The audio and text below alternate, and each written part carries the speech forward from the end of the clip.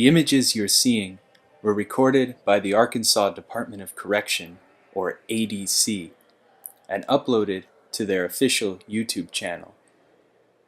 The ADC YouTube channel, as of May 2018, contains 21 videos, each edited to around 1 to 6 minutes in length, with titles like A Day at Cummins or A Visit to Tucker Unit. The videos, apparently recorded from a tripod positioned around various locations of ADC prison facilities, make visible the functioning of the penitentiary apparatus from an official, sanctioned point of view. I stumbled upon this YouTube channel entirely by accident, and I am fascinated by the evidence it provides of my home state's practices and architecture of discipline.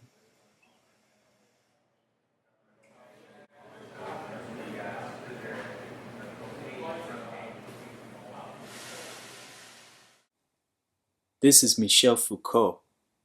Foucault was a philosopher and social theorist from France, shown here in 1975 in his apartment in the 15th arrondissement of Paris.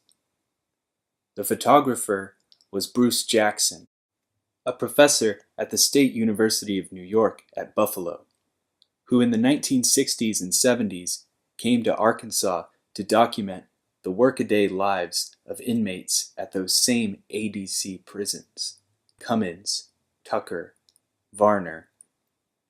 Jackson and Foucault were brought together by mutual academic concern with criminality and penitentiary systems.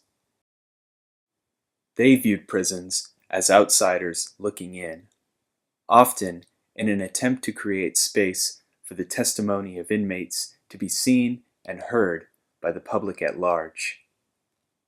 We see in Jackson's photography the expressions on inmates' faces and can imagine an interior life that exists separate from their identification as criminal objects.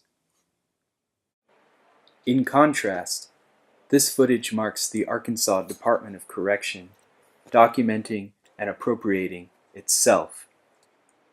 The viewer doing the documenting is invisible and indeterminate, shrouded in a cloak of institutional authority. Foucault writes, "Disciplinary power is exercised through its invisibility. At the same time, it imposes on those whom it subjects a principle of compulsory visibility.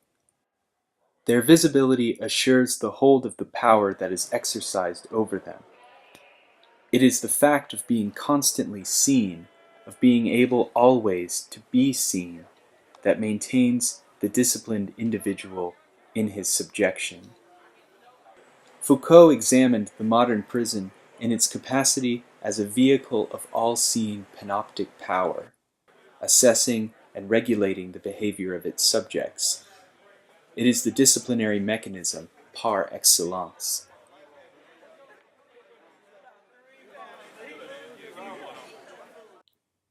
He writes in Discipline and Punish, "The old simple schema of confinement and enclosure, thick walls, a heavy gate that prevents entering and leaving, began to be replaced by the calculation of openings, of filled and empty spaces, passages, and transparencies.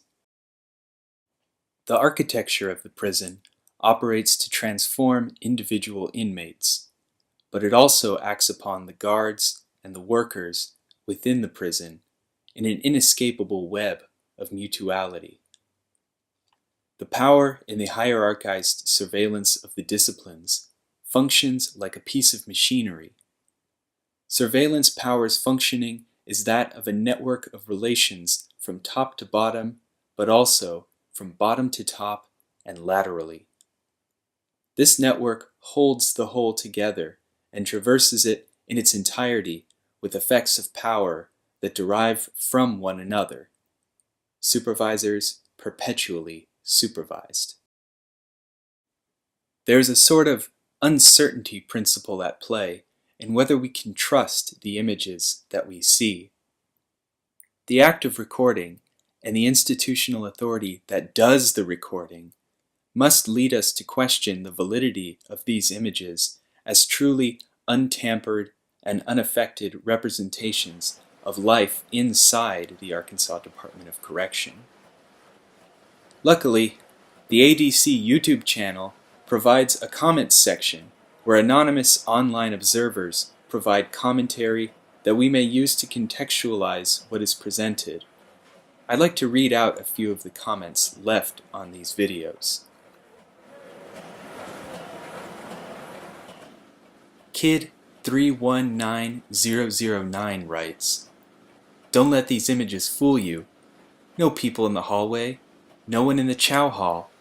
Inmates run this prison. Gang members run up and down these hallways from wake up till sleep. Tim." Charlotte Rose writes, "My son is in there and can't get no information." Robbie Underwood writes, "Most people have no idea the horrors going on inside." Glenn Littell writes, "That is not a day at Cummins. I spent 21 years in ADOC, and all that was is a cheesy propaganda video. Useless."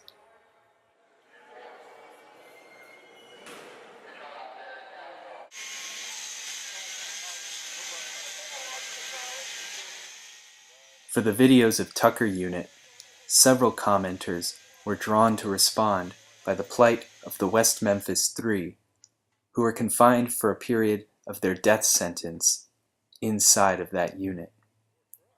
Don Drago writes, "This is where Eccles said mosquitoes were all over the place, inside and outside. He said, it was like a mosquito hatchery.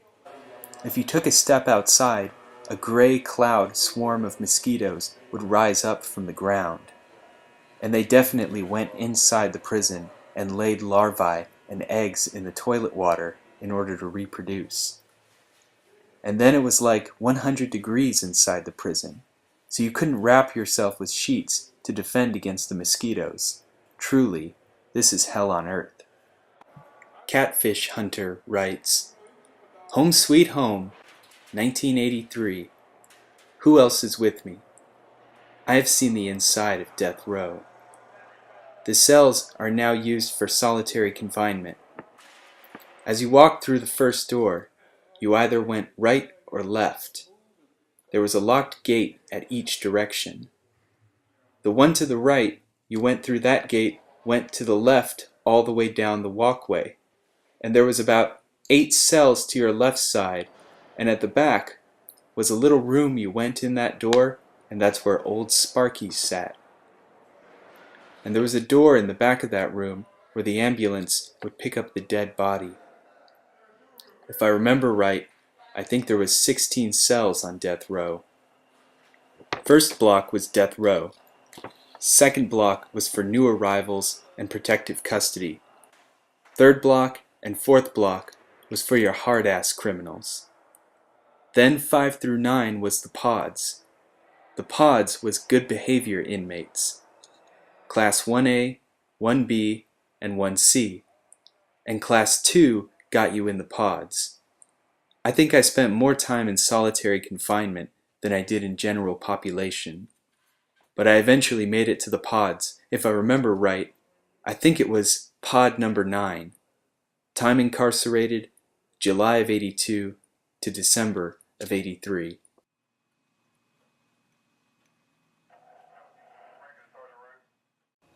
What you're now seeing is a video titled Death Chamber.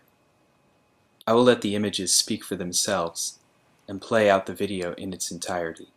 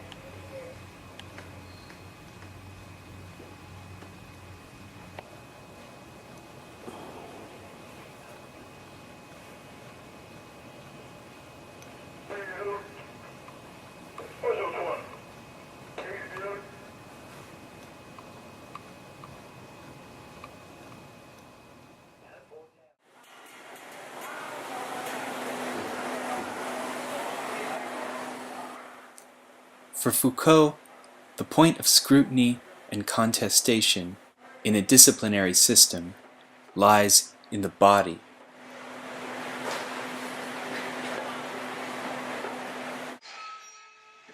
It is always the body that is at issue, the body and its forces, their utility and their docility, their distribution and their submission, he writes. The body becomes a useful force only if it is both a productive body and a subjected body. The human body enters a machinery of power that explores it, breaks it down, and rearranges it. Discipline increases the forces of the body in economic terms of utility and diminishes these same forces in political terms of obedience. Every one of these Arkansas prisons contains a chapel on its grounds. The penitentiary is intensely interested in the body and no less interested in the souls of its prisoners. Foucault writes, "This is the historical reality of the soul, which, unlike the soul represented by Christian theology, is not born in sin and subject to punishment, but is born rather out of methods of punishment, supervision, and constraint."